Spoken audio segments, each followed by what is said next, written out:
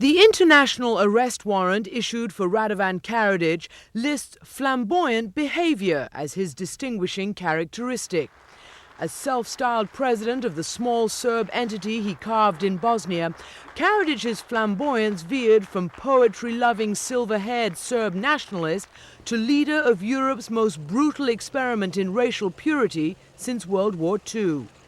The International War Crimes Tribunal has charged him with separate counts of genocide, crimes against humanity, and violating the laws and customs of war. A psychiatrist by profession, Karadzic was born in Montenegro in 1945, but later he moved to the ethnically mixed city of Sarajevo. In 1985, Yugoslavia's communist authorities sentenced him to prison for a fraud and embezzlement scheme. But by the time communism fell, Karadzic had jumped onto the nationalist bandwagon that already had rolled through Slovenia and Croatia and would destroy Bosnia. In 1990, Karadzic was selected president of the Serbian Democratic Party, which he helped found. And 2 years later, he became president of the self-declared Bosnian Serb Republic, allied with Yugoslavia.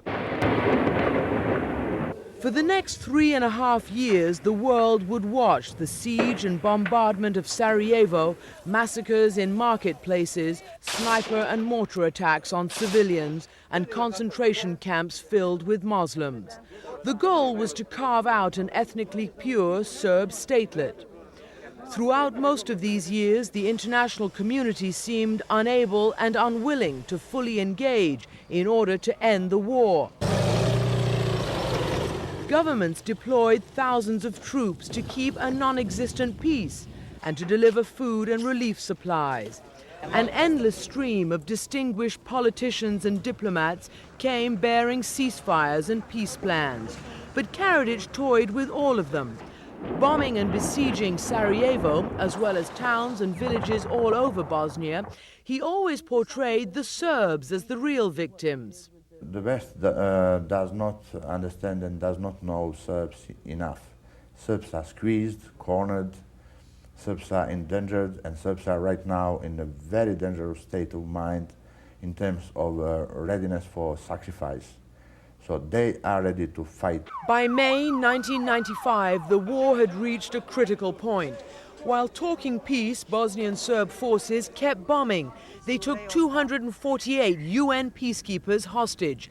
And in July that year, they committed the worst single atrocity seen in Europe since the Second World War. They overran the small Muslim town of Srebrenica, which had been designated a UN-safe area. And they went on an orgy of mass executions that to this day has left more than 7,000 Muslim men and boys missing. The catastrophe at Srebrenica finally convinced the West that it now had to act to end the war. And in August 1995, NATO unleashed its first ever bombing campaign against the Bosnian Serb military machine. Now, Radovan Karadzic appealed for the bombs to stop. We are under terrible attacks by NATO. They are bombarding us so savagely that it hasn't been seen since Second World War in Europe. At the same time, the West organized a final peace plan to end the war. Led by the United States and mediated by Ambassador Richard Holbrooke, the Dayton Peace Accords effectively partitioned Bosnia, but under a unified presidency with the eventual possibility for return of ethnically cleansed refugees and democratic elections. No one under indictment could participate, and by 1996, Karadzic was forced from public office. He spent years hiding, trying to avoid capture, and according to NATO sources, amassing a fortune on the black market cigarette trade. Nobody thought that it would take so many years to arrest him.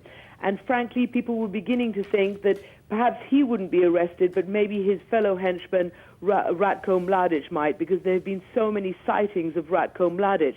He has yet to be brought in, and that should come sooner rather than later, according to the international community.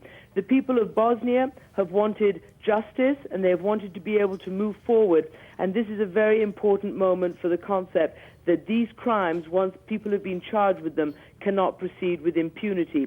We'll wait to see in the next few days how this develops, when and if Radovan Karadzic is transferred to The Hague, and then when he will face the prosecution and the judges there to hear the formal charges read against him. He will be required to enter his plea, guilty or not guilty. Christy? Christian, your thoughts on the impact that this arrest will have on the region? Well, this is going to be very, very interesting to watch. One of the things that was sort of folklore, if you like, amongst the international community in the early days after the war was ended, when 60,000 NATO troops were stationed in Bosnia and failed to bring him or Mladic in, one of the reasons always stated was that it will create more political instability, that it will create danger for the NATO troops, that it would create upheaval in that region. And this is something that some people took quite seriously. But now, after so many years have passed, and after this new president has been elected there, and he's also come into government in coalition with former President Slobodan Milosevic's Socialist Party, it's not expected to create as much upheaval as people feared perhaps 10 years ago. But it will be interesting to see how the Bosnian Serbs react, and it'll be interesting to see what does happen in Serbia. There is quite a lot of sensitivity over the recent declaration of independence by Kosovo, and whether this might add flames to some of those who still carry grievances. But perhaps sufficient time has passed, and Serbia really needs to have handed these people over in order to fully enter the European Union.